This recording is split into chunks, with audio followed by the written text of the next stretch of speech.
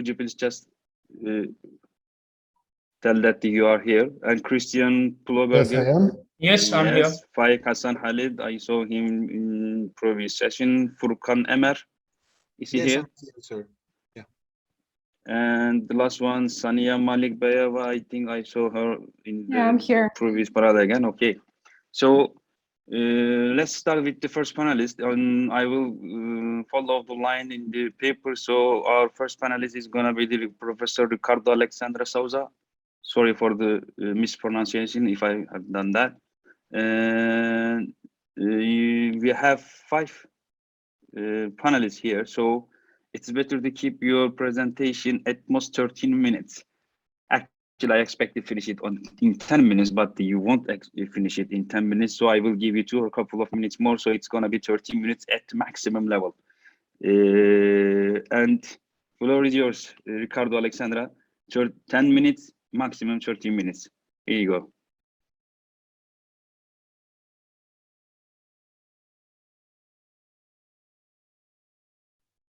Your sound, please, Ricardo. Yeah. Can you just check if I'm sharing? Is it okay? Yes, we can see. Okay. So, 20 years ago, the 9/11 attacks had already happened, so no one in the world was really paying much attention any longer to what was happening in the Balkans. There had been, in June 1999, an agreement in Kumanovo to stop the NATO war in Federal Republic of Yugoslavia due to the events in previous years in Kosovo. There had been in November 2000 in Zagreb, a EU extraordinary summit in which the idea of integration of the Western Balkan countries was welcomed, assumed, and became a commitment by member states and the EU institutions. On October the 5th that year, an opposition and student-led movement removed from power in Belgrade the regime of Slobodan Milosevic. It was rather unforgettable, I must say, to be present at those moments during the war in Belgrade and in the summit in Zagreb and in Belgrade again for the so-called 5th October revolution. As George Papandreou writes in an article published in Greek newspaper Ekatimerini, Europe in the Balkans opening Pandora's box. In 2003, the European future of the Western Balkans looked secure. The European Council had adopted the Thessaloniki Agenda. It was a new and comprehensive roadmap developed with concrete benchmarks to safely guide the countries of the region to European Union membership. So what has happened since then? Everything has been rather slow. Little was done. I must recall that Slovenia became a member state in 2004, but it took 9 years to the next one, Croatia, in 2013 to join the club. Serbia and Montenegro have started accession negotiations. Albania and North Macedonia got the green light to start negotiations, but with no date for them to begin those talks yet. This paper is somehow a story of a Euro enthusiasm, which became a Eurofatigue, and the challenges both to the region and to the EU. Political theorist Richard Bellamy metaphorically winifies the institutional relationship between supranational organizations and their member nation states. He says the new bottles of supranational institutions are filled with the old wine of nation-state politics. However, the process of intense interstate and intercitizen cooperation is producing some novel blends. Stability in the Western Balkans extends far beyond a mere regional problem and amounts to a major European challenge in order to accomplish another wave of enlargement and prevent violent disruption as it happened in the 90s.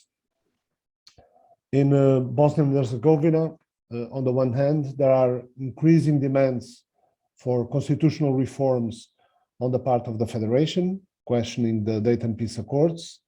On the other hand, some of the decisions taken by Republika Srpska in the past decade may be understood as steps towards broader autonomy or even secession. In Croatia, challenges emerge differently from the country's recent accession to the EU, specifically minority rights. The country is still coping with the aftermath of the severe deindustrialization that followed the fall of communism and the breakup of Yugoslavia, as well as the loss of the Yugoslav common market. But ethnic minority rights remains a demanding issue for the Croatian authorities. It's true that the incidents take place, but on a diminished scale than 10 years ago. In Serbia, we have the negotiations over Kosovo status and their respective influence on the EU accession talks. The country is still paying its debts from the recent past. The role Serbia played in the violent conflicts that followed the breakup of Yugoslavia left the country with almost a decade of international isolation and sanctions, as we all know. There were important events after that, after the fall of the Milosevic regime, that brought about, after an atmosphere of hope, let's say, the assassination of the then Prime Minister Zoran Đinđić in March 2003, somehow, despite to those eager for reforms, it was some kind of a nightmare after 2.5 years of hope. And then we have after some years of hope, of trying to implement reforms, of considerable flows of European funds to the Western Balkan countries. We got the global economic crisis in 2008, 2009, and we quickly moved from dream to nightmare. The deep crisis in the Eurozone, and more recently, after Brexit, has put many shadows of the merits of the European project. Eurosceptical political parties on the left and those on the far right, with the xenophobic and populist discourses, are on the rise among national electorates, both in Western and Eastern Europe countries. And such scenario reinforces doubts about the enlargement process itself. John O'Brien, in his paper Enlargement Fatigue and its Impact on the Enlargement Process in the Western Balkans, recalls that the EU is now not only a direct neighbor of the Western Balkans, but also the most important economic, political, and geopolitical actor in Southeastern Europe. It's now almost 20 years since the EU publicly committed to the integration of the former Yugoslav republics into its political economic space. And what we've got now, Bosnia still remains pretty much ethnically divided, with the political elites either unable or unwillingly to reach across ethnic lines. I recall a country with two entities, the Federation and Republika Srpska, the Federation divided into 10 cantons.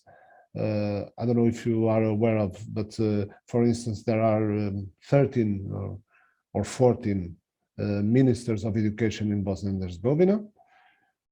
Throughout the Balkans, but mostly in Serbia, Bosnia, Northern Macedonia, nationalistic parties have regained power in a way, or are on the move to a strong political comeback that one will not consider as likely 20 or 15 years ago.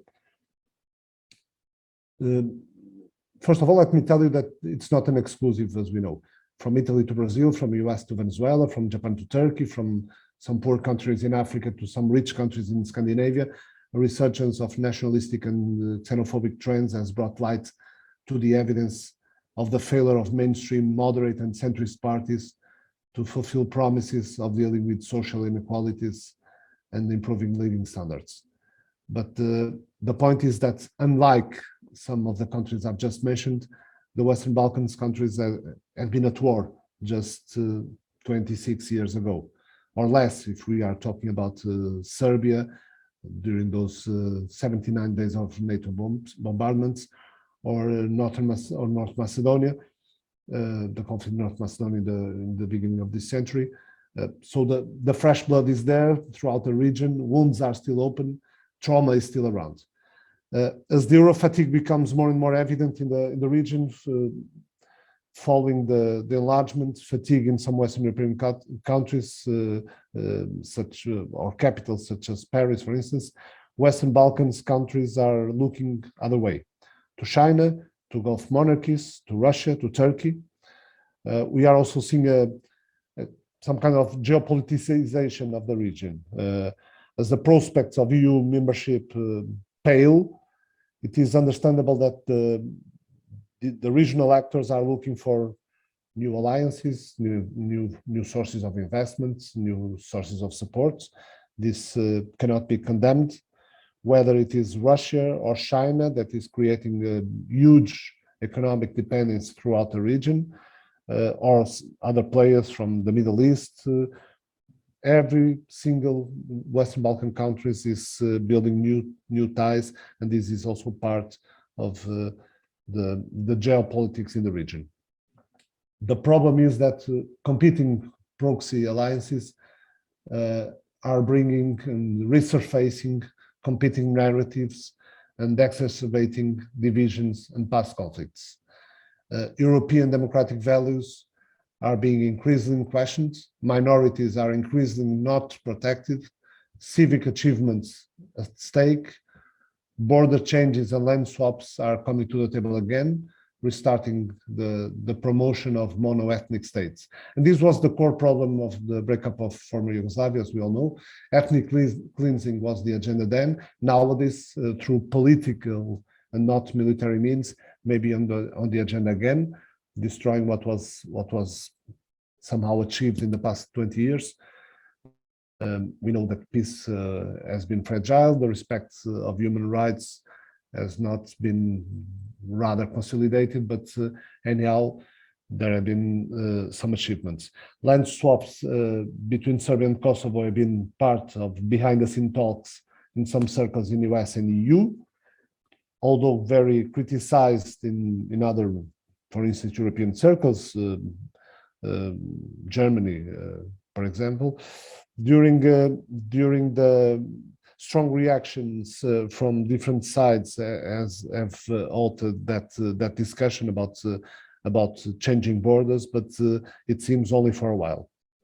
And you know how this idea of land swap and changing borders is what the wars of the 1990s were all about, the purification of communities, and that's European Union should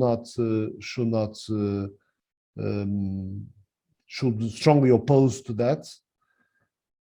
So a new strategy is needed based on what was already commonly accepted and decided since Thessaloniki, after 2014 with the Berlin process started by German and by Chancellor Angela Merkel.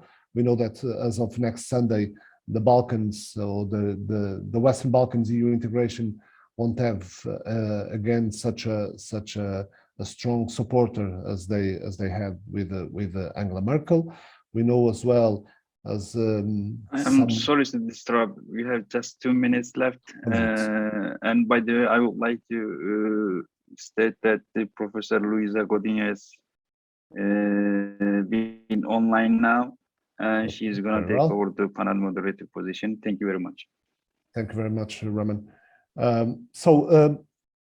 To try to conclude this as fast as I can, EU must support civil society movements, establishing them as partners and as part of internal debates within the EU, namely through the Conference of the Future of Europe. Should build trust, offer opportunities, give hope, spread optimism. This is not only needed in the Western Balkans, but in the whole European continent during this pandemic. New generations are coming to power, for instance, in Kosovo, with Albin Kurti leading the government. Is a nationalist, a Kosovar nationalist, but a young guy.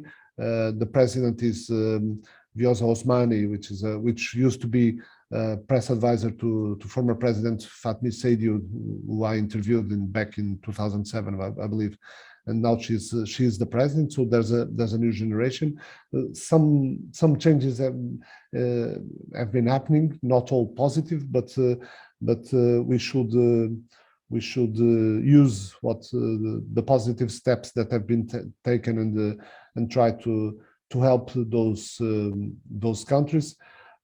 Since the former Yugoslav countries are what Dimitar Bechev calls a periphery of the periphery, a sort of an outer ring of that marginalized and discredited zone of governance failure, as in Greece, Portugal, or Spain, and viewed through similar lenses in Brussels and in the north. That is also something that should change. Prejudices, stereotypes, and myths are not at all easy to dismantle or even to mitigate. And in fact, in the popular European consciousness, the Balkans remains a region of great fragility, defined by interethnic contestation for territorial power, mutually antagonistic nationalisms, incomplete state reformations, deep and pervasive patterns of corruption, and endemic economic mismanagement, as John O'Brien wrote. The EU's unfinished business in the Balkans and the decrease of economic incentives to membership opens the door for political, economic, and security alternatives, as the influence of Russia on Serbia and on Montenegro, but as well throughout the region, Saudi Arabia, and some other Gulf monarchies on Kosovo, and especially on Bosnia and Herzegovina.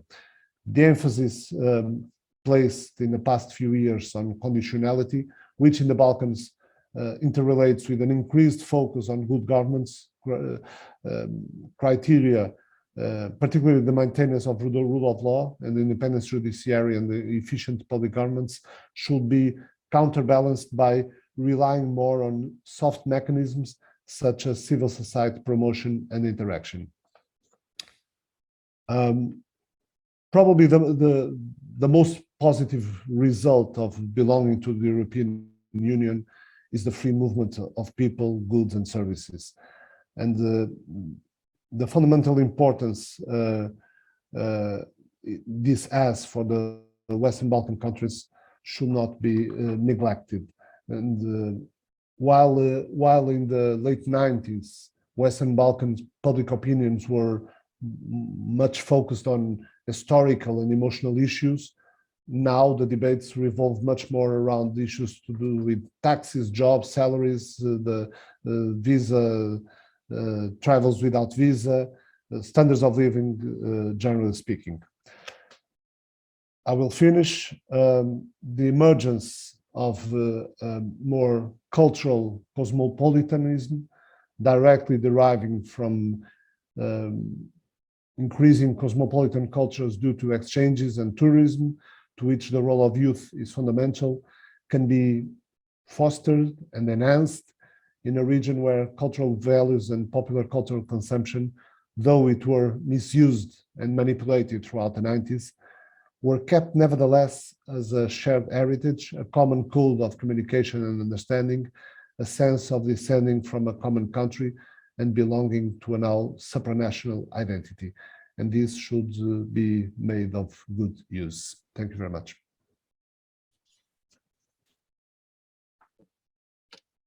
Thank you very much, Ricardo, Alexandre, and good morning to everybody. I would like to apologize for not being here at 10:15, but I've been having some problems signing in.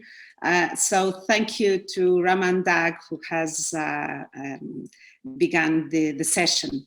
So with no further delay, I would suggest that we will then continue with this session on the economic, political, military, and social integration processes in Eurasia. And our next speaker will be Christian Ploberger. Yes. I hope I'm... It's correct. Sorry? It's correct. It's correct. from the Thammasat University. Yes, but I'm Austrian. Okay, so welcome to our panel. And so your presentation will be on the topic of Central Asia's challenging prospect for regional cooperation, external advocacy versus local resistance. Yes, so, and I like to share my document. Sorry? I have a PowerPoint presentation. Okay, so you may share, yes, your screen, and I will ask you. Can you see it? Yes, I will ask you to be as strict as you can with the time, and I would appreciate if you could just do your presentation maximum 12 minutes. Okay, thank you. So we have some time. Yes, you hear me? You yes. have Okay. Thank you. As already mentioned, my presentation is about Central Asia and the challenging aspect of regional integration, because there is some, what I would argue, weakness from within the region, but there are some external actors like Russia, China, and to some extent Turkey, who have an interest or pushing for some kind of regional integration. Let's start my presentation with some aspects of regional integration in general before continuing to Central Asia. So there's an ongoing relevance of the regional focus. And because we can observe a robustness of regional integration dynamics all over the world, in different regions, but to different extent. Some are stronger, some are weaker.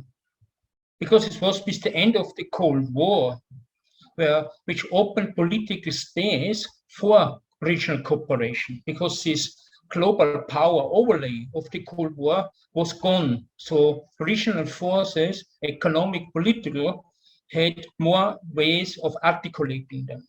This also leads to some sub-regional cooperation. And contemporary regional integration process needs to be understood from a multidimensional, multi-level perspective, means not longer just focusing on national state level integration. Because regional cooperation is not longer based on a solely central state project, so top-down integration processes like the EU, but also reflects an increasing plurality of local, domestic, and international actors. And that comes with sub-regionalism, so from the local level up, so which is described as bottom-up processes. But nevertheless, there's a continuing controversy about great power impact on regional integration. And we may remember hegemonic regionalism is referring to a world order which should be managed by a number of regional groups led by local powers or spheres of interest. That's the old understanding of regional integration, but they still have some values. So hegemonic regionalism emphasizes great power influence. Therefore, its focus on the vertical relationship of integration processes undervalue the horizontal relationship within the region. Because for sure, we all recognize power matters in the construction of regional orders, but local responses to power and local responses to the opportunity of working together on the local level may be more important in the context of for regional integration process or cooperation process.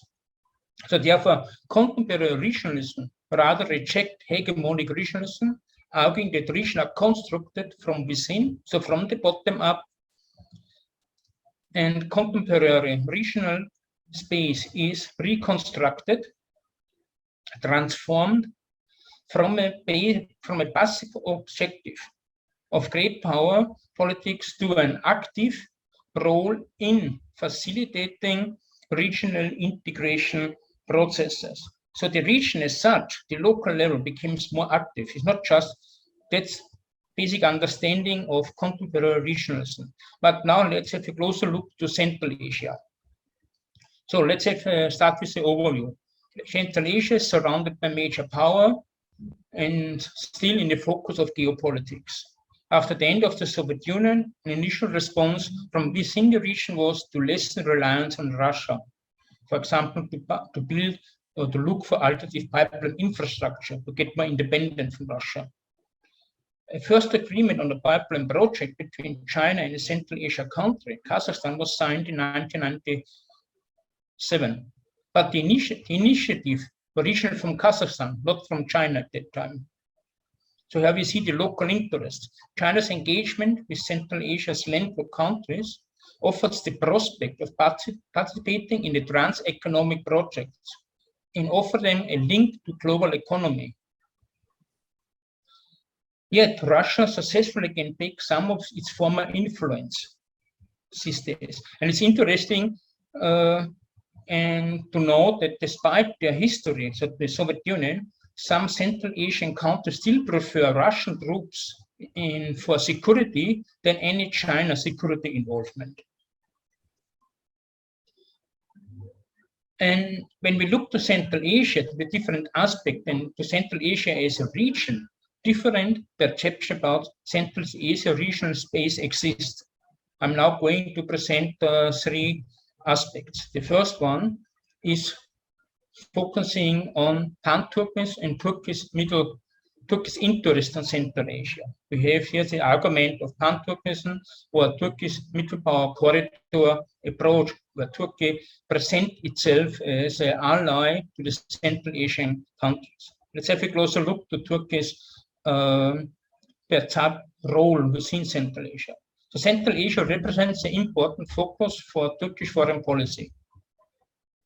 Newly independent country in Central Asia region had a strong emphasis in working with Turkey, but they had to recognize that in the end, Turkey didn't have neither the economic nor the political strength required to support the political economic transformation after the independence from the Soviet Union. But nevertheless, Turkey keeps on focusing on Central Asia, keeps on deepening bilateral regional economic relation and enhancing cultural, educational, linguistic ties. So it's enhancing its soft power position in Central Asia. There are even some attempts to enhance the institutional framework of collaboration, like the Turkish Council, Turkish Agency for Cooperation and Development, and International Organization of Turkish Culture. But still, it didn't. Turkey still faced the problem that its national resources and political resources are limited. So it faced the limitation of its own economic and political power to be a more important or more relevant country in Central Asia regionalism. And there's also there's a number of assessments, like from Sousa, who presents Turkey as a secondary power with lesser influence in Central Asia. So that was one idea about Central Asia, or the potential. Another one is the Eurasian Economic Union influenced by Russia. So Russia's role in Central Asia. Russia, for some extent, always saw itself as part of Asia, despite on some parts in history it's emphasized the European aspect. But it never ever denied that it's also part of Asia. So it's part of this, and now Putin and Russia elites are more emphasizing this aspect of Eurasian perception of geography. And Central Asia is seen as the near abroad. The distribution of capabilities within the EU is highly asymmetric, favoring Russia. And it's also the organization reflects a Russian preference of self-image of a great power. This gives some weight that it still be a great power from the Russian perspective. The membership is limited, but the members do share some norms like the priority state sovereignty and non-interference. So here we could say there is some basic aspects of norm sharing, which is also important for regional cooperation. But again, it's worth to remember that the EU was pioneered by Kazakhstan, Azerbaijan's Eurasian project, and later on Russia took a more active role in it. Applying a geopolitical perspective on the EU may underestimate tension among the members. So we have to be careful of how strong the internal cooperation is within the grouping. The next perception is, of course, related to China, China's Belt and Road Initiative. Here's the map. But if you look on the map, we already recognize that Central Asia is only one part of the whole undertaking of the Belt and Road Initiative. So Belt and Road Initiative address existing gaps in inter-regional connectivity, favoring transcontinental perspective of potential economic cooperation. Therefore, it fits well in addressing the remoteness, the landlockness of Central Asian countries, because they need access to global markets. And being part of Belt and Road Initiative may offer them an opportunity of being connected to other parts of the world and not just to Russia. So it's of opportunity of reducing its over-reliance on infrastructure links with Russia. There's also indication that Belarus initiative aligns with some strategies from within the region, like Kazakhstan 2030-2015 project, and also Nazarbayev in his 2018 State of the Nation address emphasized the cooperation with China's Belt and Road Initiative in this context of Kazakhstan domestic development strategies. Within the Belt and Road Initiative framework, infrastructure development represents only one aspect, but closer economic cooperation, policy coordination, alignment of custom documentation represent another aspect. And formation of an integrated economic sphere would be even further aspect of cooperation, but it's still the most remote aspect of the Belt and Road Initiative. But it's written, it's stated in the original document that it's one of the aims of the Belt and Road Initiative. So while implementing those proposals is rather unlikely for now, so forming an integrated economic sphere based on the Belt and Road Initiative, it still could contribute to a nascent form of regional economic cooperation, and in this way may also support some tenho que falar antes da editores. towards a regional cooperation within Central Asia. Switch off your micro. Okay. So here's comparing Russia and China's approaches to Central Asia. To Central Asia. The EU forms a focus on a custom union, integrated economic space like the EU, but it's a very slow process of institutionalization. Primarily economic in nature, reaching beyond Central Asia, but not beyond previous Soviet Union states. Reduce trade barriers among its members, enhance internal cohesion, but limiting external links. It contains an ambition of federalism, of pooling sovereignty, but Central Asia members are sensitive in protecting the sovereignty, so this doesn't make much progress. So, Christian Ploberger, you should be concluding, please, because your time is almost finishing. Oh my God! All right. 1 more minute. Okay. Okay. Let's finish this and the final slides. Okay, so supports Russian ambition of regional power to limit the influence of our powers. When we look to the Belt and Road Initiative, it's based on a functional project, it's based on specific projects. No regional institution, political communication or setup. So it's based on bilateral cooperation, based on addressing common development challenges. There are no attempts to establish a formal political unity, but they still enhance China's influence. So yet infrastructure development does bring the region closer to China and offers alternative roads to global market. There was some missed aspects, but within the Central Asia, but they didn't live up to it. So there was attempts made, but they failed the attempts, and it's some reason, for example, Kazakhstan saw more interest in joining the EU than in facilitating a Central Asia focus because of economic aspects. Kazakhstan and Uzbekistan, as the most powerful countries, do not show a leadership role in formulating a regional cooperation within Central Asia. So despite sharing ethno-natural linguistic and religious characteristic, regional integration dynamic is missing. So I'm skipping this. Sorry, because of the time. There are some economic data which shows how the countries are related to outside. That's and how diverse the economic situation is. So that's some export data. I'm skipping them and to go to the final. You should be doing concluding remarks, please. Yeah, that's the final page. That's the final page. So looking on the missing aspect of regional integration within Central Asia, I mean from within Central Asia, not from outside Central Asia, one is wondering if we cannot observe a return of history, a return of hegemonic regionalism in Central Asia. Remember, hegemonic regionalism is linked to great power politics. Hegemonic regionalism, the idea is that world order should be managed by a number of regional groups under its respective local powers. In the case of Central Asian aspiration would be, for example, Russia or China, for example. During the Cold War, it was a previous famous subject, but we moved on. So but the aspect of sphere of influence, it still has some relevance in political thinking, even it lost its previous appeal. So it's still aspect of actual politics.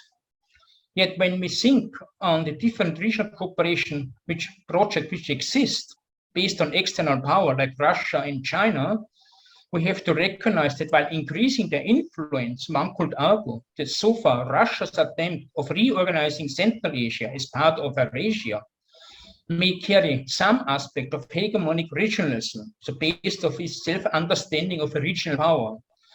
And when we look to pre-Belt and Road Initiative, it's for the time being, it's missing such a strong integrative and institutional setting because it's based on bilateral activities on specific project and not on an institutional framework. Thank you. Thank you so much, Christian Ploberger, for your interesting presentation. I had to cut a bit. Yes, thank you. We all appreciate so that we may have some time for the debate in the end.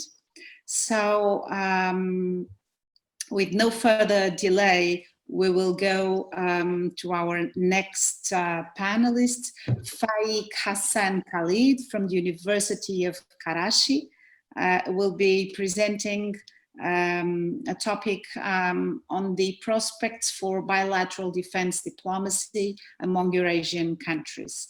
Faiq, the floor is yours. Yes, thank you. I hope my screen is visible to all. Yes, we are seeing your screen now. So, I would like to begin my presentation with a few sentences from an important book published in 1997, The Grand Chessboard. Whoever controls Eurasia will have access to the whole world. Therefore, it is important that there is no alternative to the United States in Eurasia that could challenge US supremacy. Sentences are still in effect and relevant today. Eurasian region contains significant historical, political, economic characteristics. On one side, it is home to the most populous states, where the next largest economies and militaries exist just behind the US. On the other side, it is the region that requires a certain degree of cooperation, collaboration, and diplomatic engagement.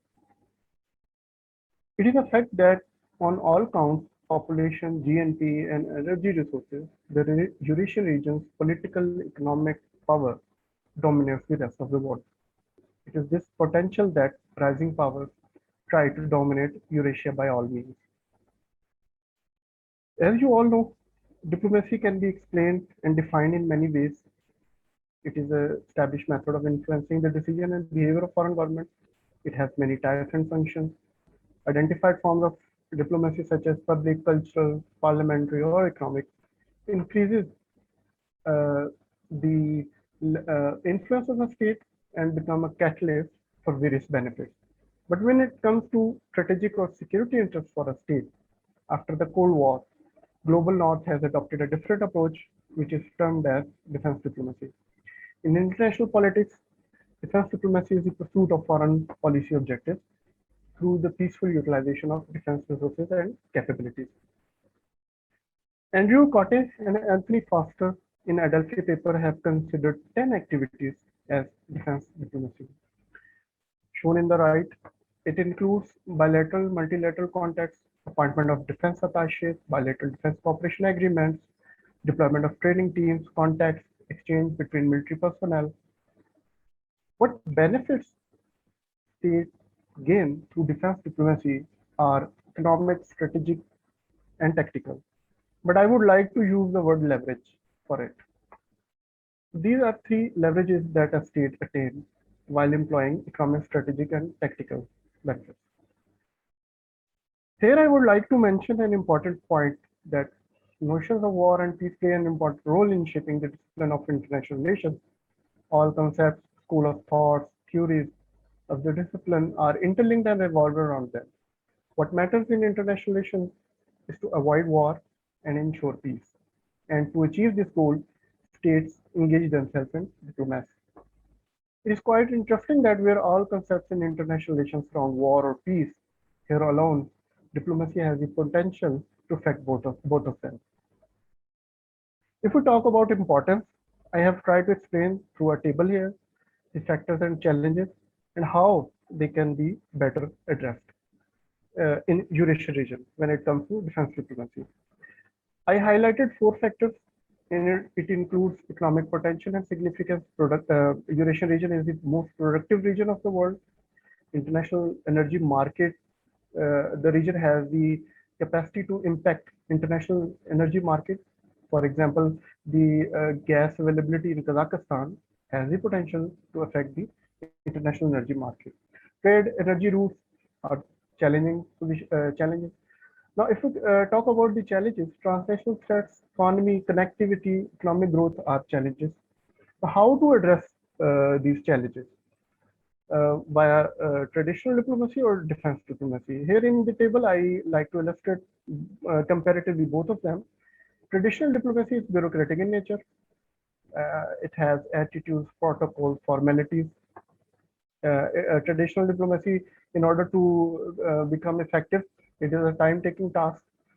Small states doesn't afford to open consulate or establish embassies in big countries, and it is time-taking. When it comes to defense diplomacy, because this diplomacy is being carried out by the uniform personnel, there exists a common traditional value system generated through training, learning, experience. So they identify and cooperate far better, considering each other as their fellow warriors. So there exists no attitude or protocol problem like that. Defense diplomacy, on the other hand, can work at pace because militaries, all states maintain a quite number of army, and they can view exchange at far less environment. On the other hand, for economic growth, defense personnel or armed forces or any country are in a better position to assure security for the economic growth. So they have the leverage over traditional diplomacy. Just to a map of a single project, just to illustrate the importance of Eurasian region, gas pipelines, oil pipelines, proposed economic corridor, the region is clearly providing connectivity opportunity and economic opportunities. I would like to mention an important step of nation building process, which is military dominance. It is management and self-sufficiency of A and B, which is military industrial complex and armed forces. And how do you achieve? So previous studies show that you achieve them through defense diplomacy. Much of what is written on defense diplomacy represents the global north and explains their angle. Very little has been written on the global south perspective. In Eurasian region, the data is almost scarce. So a visible gap in literature and defense diplomacy scholarship exists as far as defense diplomacy in Eurasian region is concerned. The most cited work is by Dr. Andrew Cotte, Dr. Anthony Foster, Dr. Gregory Winger, Dr. C. Sang Tang, but they largely covers the tactical and strategic aspects of the defense diplomacy, but not economic. ASEAN countries such as Singapore, Indonesia have published considerable literature on the aspects of defense diplomacy at both academic and policy levels. Shangri-La Dialogue is the prominent example of such initiatives. So the same dedication, spirit, initiative is required in the Eurasian region. There are a total of 3 research questions in my research, in my ongoing PhD research, one of which I am mentioning here. And the presentation research question is from my ongoing PhD research and my previous year of literature review, analysis, and understanding. Does bilateral defense diplomacy have the potential to strengthen the economy? If we talk about the importance of this research, there are many dimensions towards which bilateral defense diplomacy provides leverage to states who are involved in the practice. Among other, there is prominent clout, which is economic benefit. It is not limited to Turkey or Pakistan. All countries in the Eurasian region can be analyzed through this angle. The main contributors who practice defense diplomacy and provided a basic profile to this field are the UK and the US. Besides other soft and hard power achievements through defense diplomacy, they also benefited economically by selling their military hardware and providing military training and maintenance facilities to others who needed it. Now, I will talk about the ongoing defense diplomacy between Turkey and Pakistan reasons, its benefits, its commonalities. So here I would like to say that common goals and allied vision of foreign policies are 2 characteristics that provide a base in the formulation of strategic relations. Talking about commonalities, both Turkey and Pakistan were against communism. They both required military hardware and training. They both required military assistance and aid, and they both were eager for the modernization. As far as sectors are concerned, ideologically, they are on different tracks. Turkey perceives itself as the followers of Kemalism, whereas Pakistan armed forces perceive themselves to be from the Islamic identity. The other factors, 4 factors: security, the US in providing military hardware, reliance on US in military assistance, and self-sufficiency.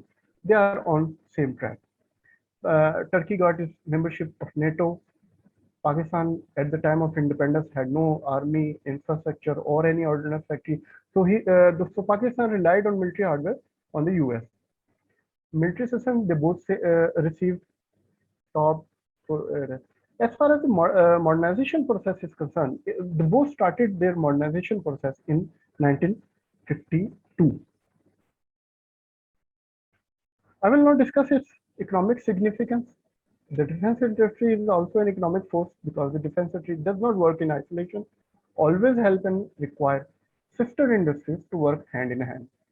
Benefits include development, industrial, research expertise, exchange program, joint exercises, and economics. And I would like to focus on the outcome, that is defense exports. Turkey and Pakistan, talking about Turkey and Pakistan, first 4 months of 2021, Turkey's defense exports reached $950 million. And when we talk about Pakistan, in 2019, Pakistan was able to export its defense products about $210 million, and Pakistan intends to hit $1 billion. I will not. I try to explain through a table here, but so far in my research, I have come across some difficulties, which I think it is necessary to mention. The availability of data is a challenge due to the nature of the topic. One aspect is that economics is involved, then defense, manufacturing, defense, these modernization. So states presume such data as secretive. If I mention the results, of the research so far and the analysis between the two countries, it can be said that defense diplomacy has the potential to strengthen the economy on the basis that military industry does not operate in isolation. It requires other sister industries as well. And defense diplomacy, on the other hand, by acting with pace, provide various options for industrial, technological development, sale purchase of military hardware, which contribute towards strengthening the economy. Finally, I would like to thank you, keeping in mind the time limit, everyone. In addition to the questions, I would like you to share your advice, comments with me, which will be helpful in my ongoing research. Thank you very much, Faiq Hassan, for your interesting contribution to our panel. And I will thank you also for accomplishing the time that we were actually previewing for your presentation. So we will now have our fourth panelist, Furkan Emer from the Ankara Medipol University. I hope to be spelling correctly the name. Will be doing a presentation on the title "Opening to Eurasia in Serbian Foreign Policy." Furkan Emer, please, the floor is yours. Thank you. Before starting my presentation, I would like to thank the academic and administrative staff behind this conference. My research question is why Serbia took the risk to deteriorate its relations with European Union, and I will focus on the Serbian domestic politics a bit. I'm not going to use PowerPoint presentation, just to inform you. As an outline of my presentation, I will first briefly mention about the Eurasian Economic Union and its free trade agreement with Serbia. And then I will go through the Vucic's right-wing populism and its effect on Serbian foreign policy. Starting with Eurasian Economic Union, it aims cooperation, economic cooperation with post-Soviet countries in the region. But Balkans is the region where it's an intersection region where both European Union and Eurasian Economic Union's interests lie. So Serbia, considering its historical and cultural ties with Russia, is one of the important countries that both European Union and Eurasian Economic Union aims to have in their union. So we need to first look at Eurasian Economic Union and EU and the relation between them. Is that cooperation or competition? When we look at the membership process of Belarus and Armenia, well, the Belarus is already a close ally to Russia, but Armenia, when Armenia tried to continue its relationship with European Union and at the same time Eurasian Economic Union, we see an article in Astana Treaty 114. It indicates do not contradict that objectives and principles. And when we see we see this article, it can be said that this article can be used by Russia as a potential veto power to the countries, to the member countries, to have a relationship with third parties like European Union. So Serbia, coming to Serbia, Serbia signed a free trade agreement with Eurasian Economic Union in 2019, despite the warnings of European Union. European Union considers this kind of signature like it might deteriorate. It might there's a kind of compatibility problem with Serbia and EU relations if Serbia signs this treaty. But despite this kind of warning, Serbia signed this treaty. And my research is about why Serbia signed such treaty, despite its accession process, already accession process with European Union. And also another aspect of signing this treaty, free trade agreement, we know that Serbia already had free trade agreement with most of the members of Eurasian Economic Union, like Kazakhstan, Russia, but except Armenia and Kyrgyzstan, all of the members had a free trade agreement with Serbia. But Serbia signed this treaty anyway. Then what is new? What's new for Serbia? If you have already has this kind of treaty with other member countries, then why you had signed this kind of treaty? And when we look at statistics, the most important export and import partner for Serbia is EU with 60% of total trade. And but when it comes to Russia, it's kind of 15% export and import balance in Serbian trade. But Serbia signed this free trade agreement anyway. And this is the interesting point of my research. Going to the next point, domestic politics, and I will try to explain the domestic politics impact in Serbian foreign policy. In the literature, we see populism and foreign policy discussions, and populist leaders in Europe currently discussing a lot. It's been currently discussing a lot. It's like populist leaders in Europe seeking for new alternatives in external issues like Russia and China. And in Serbian case, we see Russia as a political alternative to European Union and China as an economic alternative to European Union. And then why Serbia pursues such kind of foreign policy? Let's briefly mention about Serbian Progressive Party.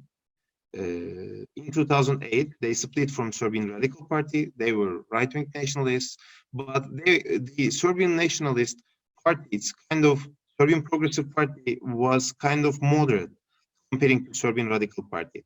And European Union was the only strongest alternative in terms of trade and political power in Serbian politics. Then they came to the power supporting pro-EU policies. But then we see nowadays there's a political shift in Serbian domestic politics, affecting the foreign policy as well, especially the COVID-19 crisis. As you already know, the Serbia became one of the countries that Sputnik 5 vaccine is producing in their land, and like they signed a free trade agreement with Eurasian Economic Union. But why? So, given the historical and cultural ties between Serbia and Russia, right-wing populism is like consisting of the pro-Russian sentiment. Then we need to look at the society, what society demands in Serbia.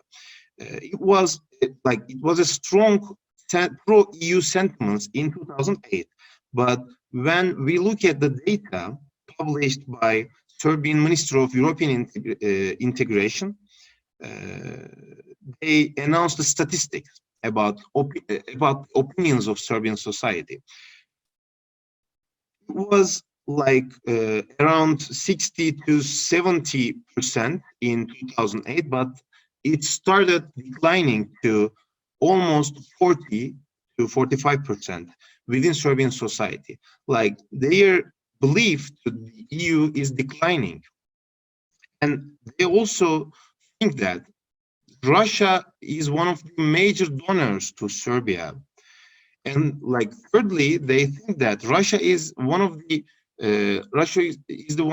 one of the most important country model that Serbia must follow up. Considering these statistics and data, opinion polls, we see that Vučić's government and Serbian current government has a great tool to use it for its foreign policy, and we call it in the literature populism and its foreign policy effect. This kind of declining demand, let's say rising distrust to European Union, gives Vučić to use it to approach Russia and China closerly. Then let me quote Vučić's one of the important statements. European solidarity does not exist. That was a fairy tale on paper. Coming to the conclusion, let's give the concluding remarks. I will highlight 3 points, 3 findings after this kind of research, taking the data. The first one is Eurasian Economic Union carries risk for EU countries. Considering the Eurasian Economic Union's aims to expand, say, like this kind of extension, let's say, was similar European Union's enlargement plans in 2008. But let's say in Serbian case, European Union and Eurasian Economic Union compete on Serbia. And the second point I want to highlight is that Serbian populism may lead to closer ties with Russia and China. It's kind of future prediction because of the declining pro-EU sentiments and the rising distrust to the Western policies within Serbian society. And the last point I want to emphasize is that the approach to Russia by signing a free trade agreement with Eurasian Economic Union is kind of balancing EU pressure for Serbian current government. Like they are using this as an instrument to balance the EU pressure, because the length of EU accession process is kind of a bit long, and also the Kosovo crisis is still not clear, and this kind of problem issues between European Union and Serbia affects the economic interest and political interest of Serbia. Then they searched, they sought a political alternative, and they approached Russia and China because of this kind of issues. That's the end of my presentation. Thank you for your time. Questions and comments will be welcome. Thank you, Furkan Emer, for your presentation with no PowerPoint, but the absence of PowerPoint did not affect the quality of your presentation. So thank you so much. And we will now go to our next panelist, Saniya Malikbayeva. I hope I'm not saying the wrong name. From the sorry? That's okay. Okay. Saniya, good morning. Saniya comes from the Universidad Autonoma de Madrid, and her presentation will be on the topic population-based study of the Eurasian Economic Union in Kazakhstan. So welcome, Saniya, and the floor is yours. Okay, let me just maybe first share the screen. Oh my God, just a second. Okay, I will just start talking while it's being solved. Thank you, Luisa, for the introductions. And in my today's presentation, I'm going to talk about existing narratives in the society of Kazakhstan against the Eurasian Economic Union. And in particular, I'm going to assess the anti-Eurasian sentiment. So the Kazakhstan's participation in the Eurasian Economic Union has been defined always by its strong commitment. The first president, Nursultan Nazarbayev, has been one of the main advocates of this idea, and even now, in spite of the worsening economic situation and recent political change, it remains the locomotive of the Eurasian integration. However, the perception of this project among the population of Kazakhstan, including especially civil society and business communities, has been less optimistic. However, this discrepancy between the popular attitudes toward any organization and the discourses that are promoted by the government, it is not something new. The same trajectories we can see during the establishment of the European Union. However, many highlight that in the context of the Eurasian Union, this discrepancy is significant and persistent, and mainly because this is a top-down process and it depends on the will of national leaders.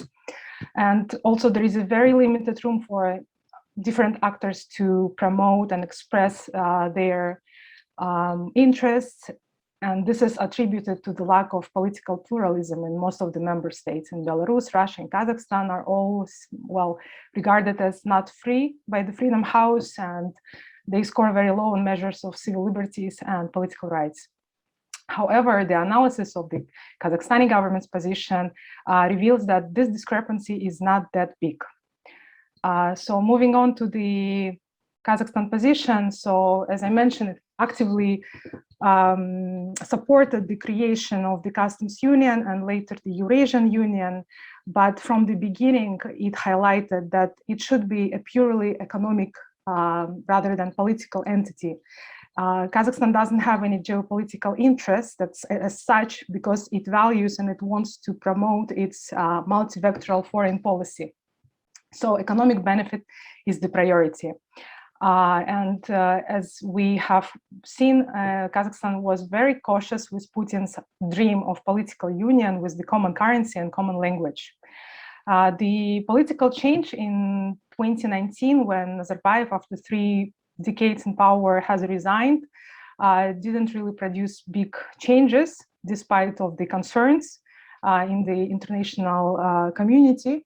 So the new president, he tries to promote his interests and to show his voice, but he remains committed to the legacy of the previous president, and he continues the policies of him regarding the Eurasian Union. We see that he is actively involved in the activities that enhance the further development of the Eurasian Economic Union. Also, we see that Kazakhstan, for example, in 2020, rejected any attempts by Moscow to further expand the cooperation. Tokayev, the new president, he also criticized this new strategy for deep integration for the upcoming years by highlighting that it doesn't take into account the national legal peculiarities and it might restrict the sovereign rights of the parliaments. And the most recent event this summer, Kazakhstan rejected the Russia's call to implement the joint response to Western sanctions against Russia and Belarus. So regarding the popular attitudes in Kazakhstan, generally they are divided into 2 camps. So the first one is the proponents of the integration, represented mainly by government, and the opposing camp is represented by opposition and civil activists. Generally, these groups, the opposition who oppose the integration, they are limited, they lack a broad social base, and they are mainly concentrated in the big cities.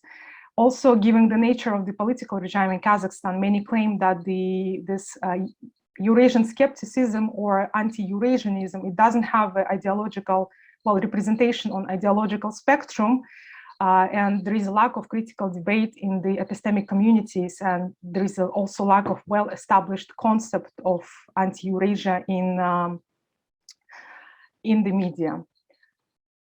So an important role also that I would like to highlight is that the evolution of the public opinion is depends on the Kazakhstan participation on the stages. So the first stage is before the Eurasian Union, when Kazakhstan was becoming the member of the customs union.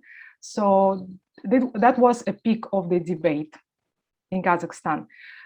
Then we see, prior to the treaty establishing the Eurasian Union, we see that there were also some of the debates, and they mainly were highlighting the concerns over sovereignty and territorial integrity of Kazakhstan.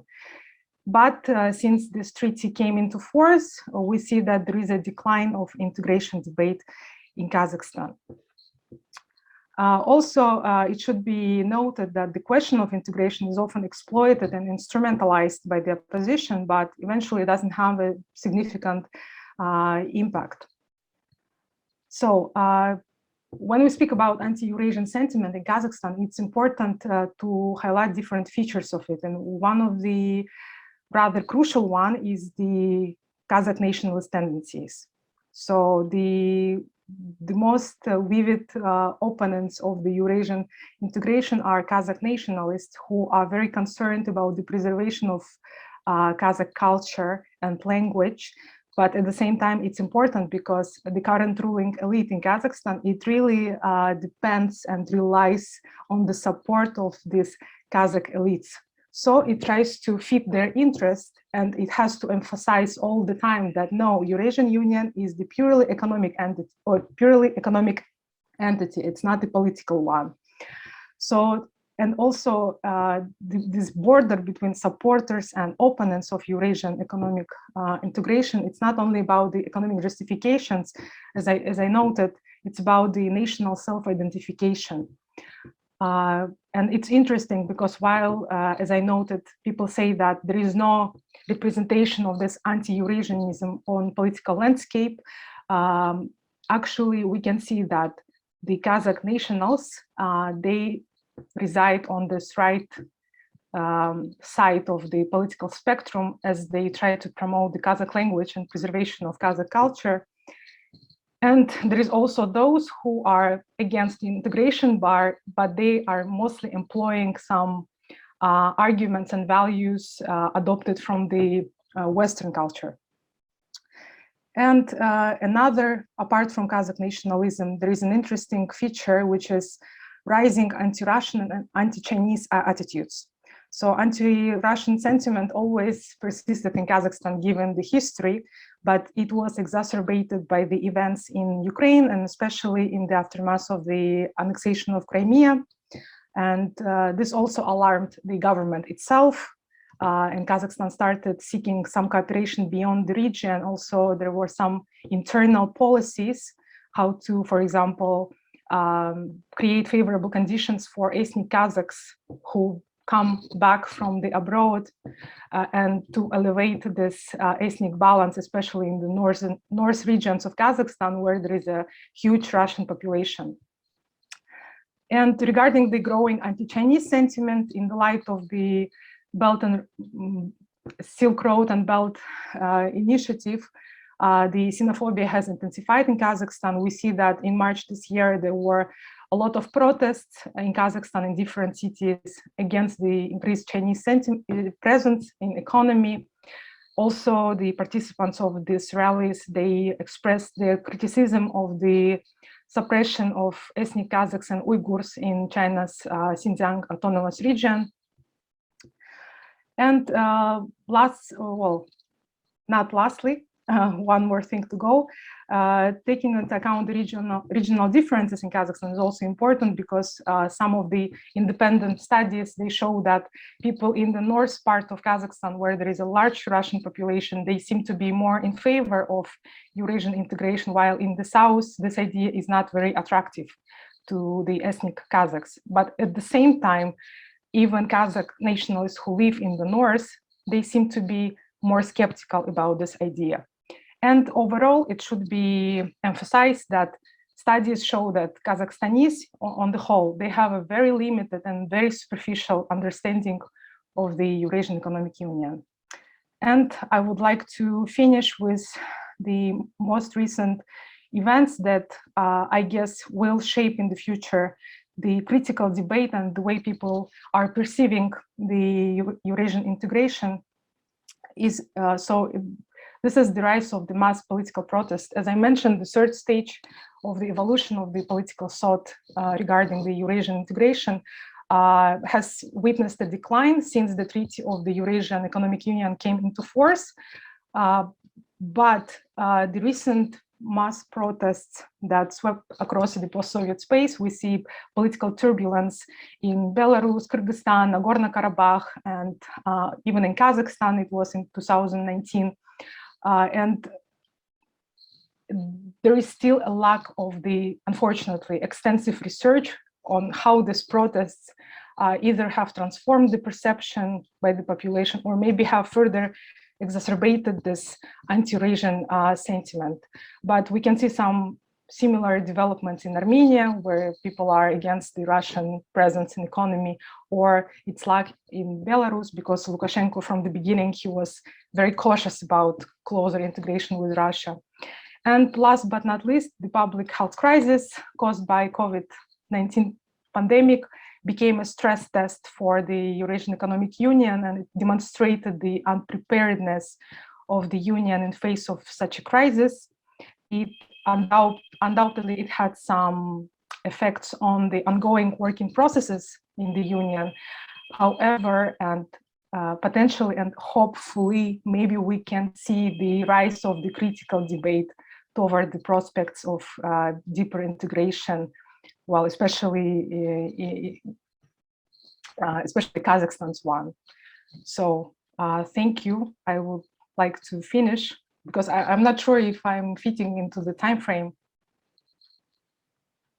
Yeah, so okay, I will just conclude quickly. So based on the discussion above, we see that the critical perception in Kazakhstan remains limited. There is also a lack of extensive research in public opinion polls. Civil society activities are restricted to social media platforms. And with respect to this discrepancy between popular attitudes and the governmental discourses, I would say that Kazakhstan position is very complex. Not only the participation of Kazakhstan is perceived as puzzling because it values its independence. And at the same time, Kazakhstan ruling elite heavily relies on the support of the Kazakh nationalists. And at the same time, we see the rise of anti-Russian and anti-Chinese sentiment. So, and yeah, again, as I mentioned before, I'm really hoping, and well, in some of the recent studies, it was emphasized that we can actually see as one of the implications in the nearest future, the rise of the critical debate regarding the prospects of this integration, not only in Kazakhstan, but also in other member states. Thank you. Thank you, Saniya Malikbayeva, for your interesting presentation. And with this presentation, we have finished the presentations that were previewed for our panel. And we still have some time for a final debate, which is really nice, I think. So thank you all for your attention to the time of your presentations. I believe we have no questions for the moment. I'm here. In our I have chat. a question. Yes, so I will ask you to raise your hands, the digital hand or your physical hand, so that we may I had already did the reaction. Okay, Musa personnel, please. Yes, thank you, Chair, Professor Godinho. My question is to Professor Sousa and Mr. Emer, which is relating with the European reaction towards the Serbian membership to the Eurasian Economic Union, how Europe reacted. And the second question is mostly relating with the Professor Sousa's presentation, how it affects the, let's say, Western Balkans inclusion into the European Union processes and the alternatives that he is raising, Eurasian alternatives, is say raise the question about that. And we think that other countries in the region will follow the Serbian path. How do you elaborate to this one? And Furkan, second question is, Mr. Emer, the second question is about some scholars argues that, or claiming that the Crimean invasion by the Russian Crimean invasion has a great impact on the Eurasian expansion policies and so on and so forth. How do you elaborate this one? This statement, this claim. Thank you for your question. Maybe the panelists you mentioned could answer. Well, thank you for this wonderful question. And I would say, yeah, at first, European Union was already suspicious against Serbian accession process to EU because of the Kosovo crisis between European Union and Serbia. But thanks to the pro-European policies of Vučić government, it became like more moderate at the first sight. But then, 2014, the annexation of Crimea affected the relations between European Union and Serbia, including Eurasian Economic Union. The relations between European Union and Eurasian countries became more sensitive and more geopolitical, let's say, and increased the European Union's, let's say, it affected the perception of European Union against Serbia and Russia. And Eurasian Economic Union, as I underlined in my presentation, lack of institutional capabilities and institutional backlash, let's say. So it's like, it can be said that European Union considers Eurasian Economic Union as a tool for Russia to pursue its interests all over the region, the neighboring countries between Europe and Russia. That would be my answer to this question. Thank you. I will just. Yes, Yeah, Ricardo. I will just add that to what Furkan Emer said, that Serbian foreign policy has been quite wise in the past few years, I would say.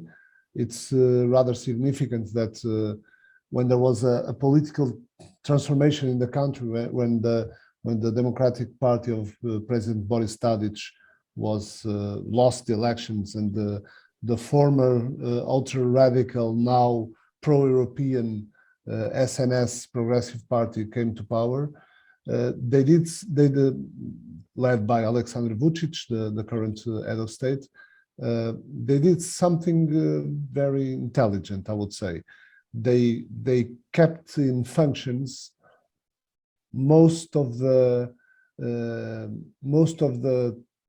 technical, but as well as political team that was dealing with the EU integration process, which means that and that was a way of a political party which was labeled as a radical and ultra-nationalist, very rapidly swift into a pro-European and enthusiastically pro-European party.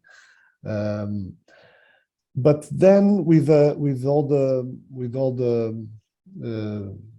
enlargement fatigue, as I mentioned, from the EU side, namely from some Northern European countries and Paris and France as well, that's